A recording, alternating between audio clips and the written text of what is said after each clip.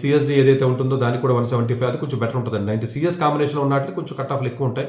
90 తర్వాత 175 దాకా వచ్చే అవకాశం ఉంటుంది. అలాగే సిఎన్టీ ఉంటుంది, నేచురల్ సైన్స్ ఉంటుందండి, దానికి కూడా 200, 225 ఈవెన్ 230 కూడా ర్యాంక్ వచ్చిన అవకాశం ఉంటుంది. అట్లాగే సిహెచ్డి ఏదైతే ఉంటుందో అది ఈవెన్ 260, 270 వచ్చిన అవకాశం ఉంటుంది. అంటే కొత్తగా పెట్టాడు కాబట్టి అది కూడా ప్రాబబ్లీ మీకు ఏదైతే జియోస్పాటిల్ ఏదైతే ఉంటుందో ఈసీ ఫినిష్ అయిన తర్వాత 320 ఫినిష్ అయిన తర్వాత వస్తుంది. సిఎస్ కాంబినేషన్లో ఉన్న కోర్సులకి ఎక్కువగా వెళ్తారు. ఎందుకంటే మా బీటెక్ సిఎస్ వచ్చి ఎంఎస్లో మనకు కోర్సులు నేమ్లు మారుతున్నాయి కాబట్టి బేసిక్ డిగ్రీ బీటెక్ సిఎస్ వస్తుంది కాబట్టి ఎక్కువగా ప్లేస్మెంట్స్ పర్స్పెక్టివ్లో అడ్వాంటేజ్ ఉంటుందని వెళ్తారు.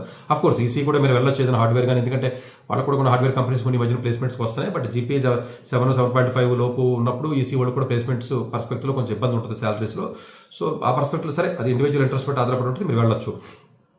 సిలబస్లో వచ్చేటప్పటికి జనరల్గా 11th, 12th సిలబస్ ఎక్కువగా ఉన్నప్పటికీ కూడా 12thకి ఎక్కువగా కొంత వెయిటేజ్ అనేది ఇవ్వడం జరుగుతుంది. వాళ్ళు క్లియర్ కట్గా 8 మాక్ అంటే మీరు ఒక 7 to 8 మాక్ టెస్టులు రాసినట్టు మీకు ఐడియా వస్తుంది. వీళ్ళు జనరల్గా IIIT ఎవరైతే హైదరాబాద్ వెబ్సైట్ ఏదైతే ఉందో వెబ్సైట్లో వాళ్ళు మాక్ టెస్ట్ కూడా ఇవ్వడం జరిగింది. శాంపుల్ క్వశ్చన్స్ కూడా చాలా క్లియర్గా ఇచ్చాడు, చూసుకోవచ్చు.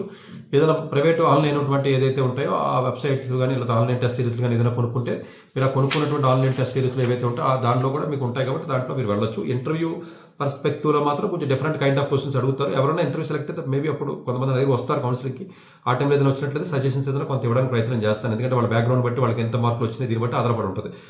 అంటే ఈక్వల్గా ఉండదండి, వాళ్ళు ఎలాంటి కరికులం చదివారు, ఎక్కడ చదివారు ఏంటి అన్న దాన్ని బట్టి ఆధారపడి ఉంటుంది. డెఫినెట్గా IIIT హైదరాబాద్ ఏదైతే యూజీడబ్ల్యూ ఉందో బీటెక్ అయితే ప్లేస్మెంట్స్ బాగుంటాయి. బీటెక్ అయితే ఇంత రీసెర్చ్ ఇబ్బంది ఉండదు.